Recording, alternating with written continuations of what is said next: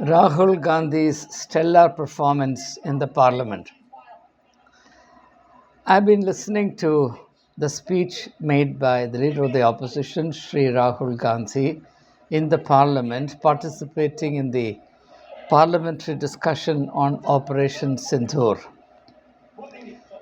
I have to say that I'm utterly, totally, completely convinced that Rahul has come of age.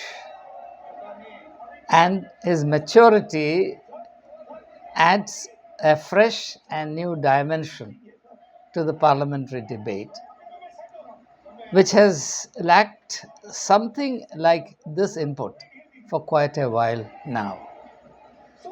I'm doing something which I've never done before. I'm letting the speech of Rahul Gandhi play in the background. So don't think that it is a disturbance or a distraction or a nuisance. It's being done deliberately. I will also provide the link to Rahul Gandhi's speech so that you can see it for yourself, and I strongly recommend that it be seen repeatedly. His analysis pleases me as an academic. Usually, politicians tend to bang more and more on rhetorics, on voice modulation, on lung power or the decibel intensity. But Rahul's approach is analytical, is rational, factual, and there are occasionally instances where he becomes even prophetic. In this very speech, he refers to a speech he made in the parliament, and I was watching that speech as well, where he cautioned the government in great detail about the emerging threat in the fusion between Pakistan and China, strategically, militarily, economically, and otherwise. At that time, I remember the members on the treasury benches laughing at him, sneering at him. But Operation Sindhoor has brought to light the amazing accuracy of Rahul's prognosis at that time. And I'm glad that he makes a mention of this in the present speech.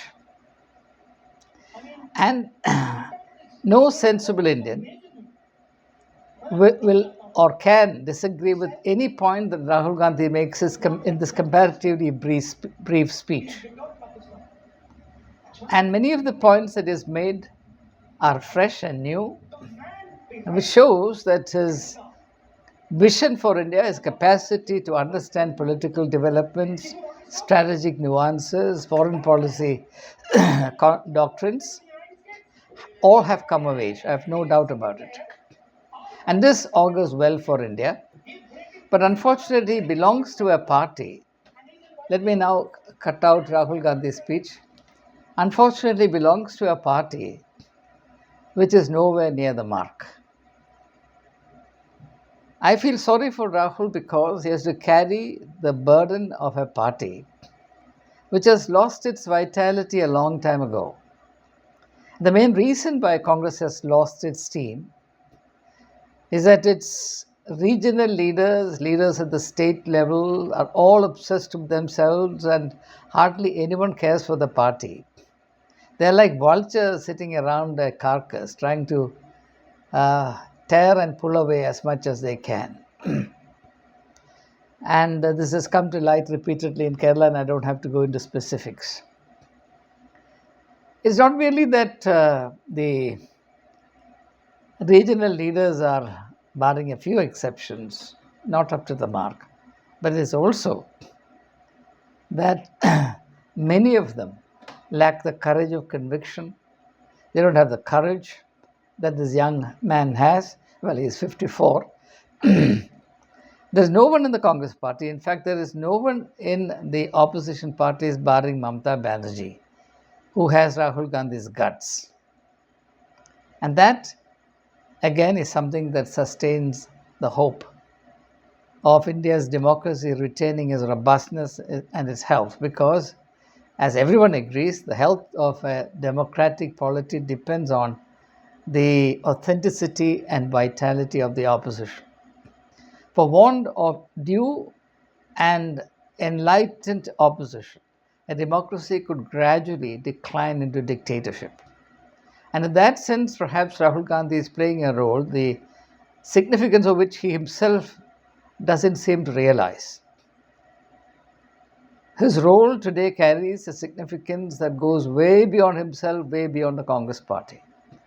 It has a bearing on the present wholeness and health of Indian democratic polity, as well as the future of Indian democracy. In the speech, as Rahul concludes, he makes two recommendations to the Prime Minister which are worth taking note of.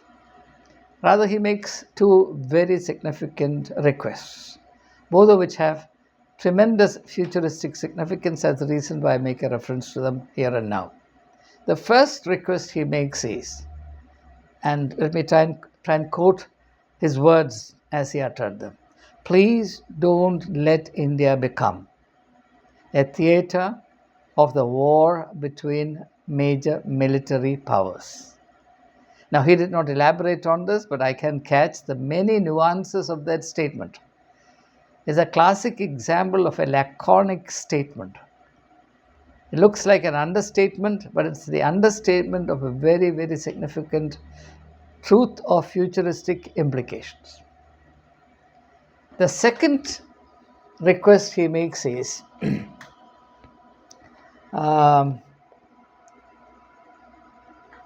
do not use the Indian army to bolster up your personal image, because it will hurt national interests. Again, this is a very pithy statement. It's a very relevant warning. It's a kind of request that many people who are enlightened enough to care more for the country than for themselves would make, but wouldn't dare to make. I can't think of any other Indian leader in the opposition party, of course I don't have to say about the treasury benches, making this request or daring to make this request. And as an Indian citizen who cares for the future of India, I feel grateful to Rahul for making these two humble requests. They are not issued in the form of sort of cavalier criticism. They are not issued in a spirit of threat or antagonism. It is made in the form of a polite request, and that shows the maturity of Rahul Gandhi. And when I think of the ground covered by Rahul Gandhi in terms of his political evolution as a leader of national stature, from 2004 until now, in the last 21 years, I have to say that as an academic, as a member of the faculty where he studied for a year, as someone who has had the privilege of leading that institution for 9 years, I really rejoice at the way an ex-student of the college has shaped and indeed is shaping and playing a very significant role in the dynamics of Indian democracy. But before I close, I also would like to make a request to Rahul Gandhi to be a little more mindful of the plight of minorities in this country. Look at what has happened to the two noble nuns who are doing exemplary sacrificial work in Chhattisgarh, looking after the least and the lost, in particular the lepers whom nobody cares for. Wanting also to serve as a catalyst of hope for people who are stuck in poverty and unemployment. In this particular instance, where they have been belabored, subjected to mob violence, their crime is that they tried to get employment to 3 tribal women who became Christians a long time ago. Her family is Christian. Therefore, it's not a question of conversion at all. But when it was found out that the allegation of conversion wouldn't stick, it was also the accusation of human trafficking was also brought in. Well, it's funny because after all, the nuns came to take them from Chhattisgarh to UP Agra, where the hospital where these 3 women are going to work is situated. So in that sense, it's human trafficking. but not in the other sense of the term. And this is where the trick lies. My question to Rahul Gandhi is, are not all citizens of India equally entitled to protection under the Constitution? Protection vis-a-vis the fundamental rights. And look at the plight to the tribal girls who set out from their home in search of employment. The government is not able to give them employment. Nor will the Bajrang Dal and the Hindutva hotheads allow them to find employment. They were to earn 8,000 to 10,000 rupees a month working in a hospital in Agra.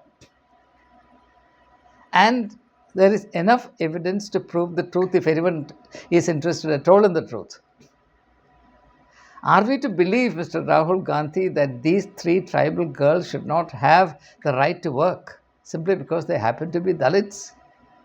What are we to make of this country? And I have one small thing to say to Sri Narendra Modi. Dear Prime Minister, we all respect you.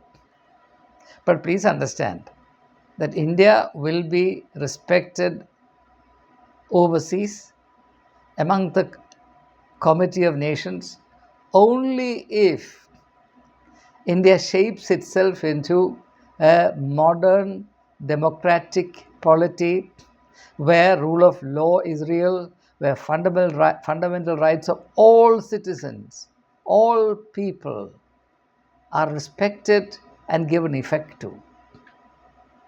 When 2 religious women who are doing noble and soul-stirring work are subjected to mob violence, which was activated by an officer of the railways who informed the Bajrang Dal activists that 2 nuns are here, that they could come and terrorize them.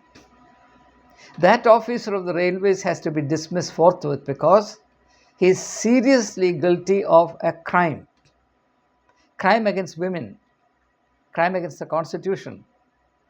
He doesn't deserve to be in the service, in the payroll of the government even for one day. I would request the Congress party to take up this issue and ensure that government officers do not abuse their position of trust to cancel or hold in abeyance the fundamental rights of Indian citizens. A government employee cannot do a crime worse than this. And a Prime Minister will invite ridicule all over the world if he keeps quiet and in his silence creates the impression that he is complicit in this atrocity by dint of his silence. There are times when mere silence amounts either to complicity or to encouragement. It's extremely regrettable. You can't expect in this day of global information, social media, etc., where everything that is happening in every nook and corner of the world is known to the whole world, for the countries overseas, the people all over the world, not to be aware of these kind of prehistoric instances of atrocities being inflicted on innocent citizens happening in modern India, the new India, the India of our dreams, and the whole administration looking the other way. This is regrettable in the extreme. Now, compare and contrast the sense of pride that is being whipped up about Operation SINDHOOR. Look at the name of the operations, as though this entire operation was launched in order to protect the honor and dignity of Indian women. Mr. Prime Minister, these 2 nuns are also women. They are Indian women. They too have some dignity. They too have some fundamental rights. They are human. Do not let a mob terrorize them. Do not rob them of their fundamental rights as human beings. Do not choke them in their commitment to express love and compassion to people who are deprived, disadvantaged, and actually left behind by the juggernaut of development in this country. This doesn't show India in a good light. This will not show any country, even the most backward country in Africa, in a good light. This is tantamount to national shame. At least that's the only sense in which it will be seen, understood, and evaluated by the global community. While these things happen and the Prime Minister of the country looks the other way, and then all kinds of fanfare is made in order to project India as the Vishwa Guru, I'm afraid it will elicit some laughter. I don't want that to happen. I'm proud of my country. I believe in its glorious destiny. I believe that we can do a lot better than this. I believe that India is not going to crumble if 3 Adivasi women are given employment in a Christian hospital in Uttar Pradesh. Please, for God's sake, be an agent of justice. Take care of the human side of our national life. There's enough space in this country for everyone. And the kind of insecurity that's being artificially whipped up in the Hindu community is an insult to the Hindu community. The Hindu community is far greater, nobler than all this. I'm proud of the Hindu cultural heritage of India. I'm proud of it. But these things show everything in a poor light. And I'm making this appeal as a Deshbhakt. And therefore, let me end by saying, Jai Hind. Long live soulful work to the poor and the marginalized. Jai Jawan, Jai Kisan, Jai Dalits, Jai Adivasis, Jai every terrorized, helpless Indian citizen. Jai Hind.